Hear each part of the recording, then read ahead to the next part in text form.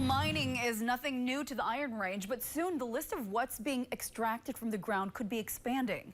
Northern News Now's Madison Green tells us more about this big historic discovery and the impact it could have. Deep in the woods, a helium deposit with a concentration over 35 times the baseline amount was found outside of Babbitt.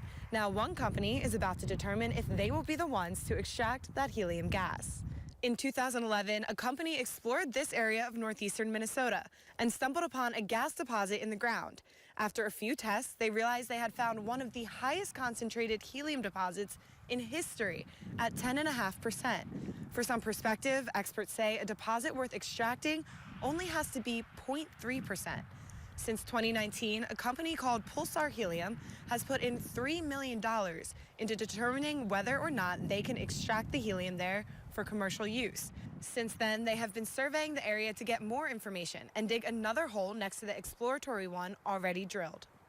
Picture, if you will, a water bore, so a hole in the ground, except with this one, there'd be no water. You'd have gas coming out.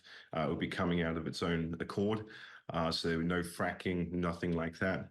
Gas comes out of the ground. It then goes into a processing unit. Pulsar Helium will return to the site in February to begin drilling the hole for further testing. If Pulsar Helium determines the helium is worth extracting, they will build a medium warehouse-sized facility on site.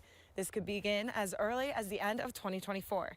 In Babbitt, Madison Green, Northern News Now. Madison, thank you. Now, we did reach out to the Minnesota DNR to learn more about the future regulatory process that they could face. We did not hear back. Coming up tonight at 10 o'clock from an Iron Range, we're going to hear from an Iron Range political expert about the local impacts.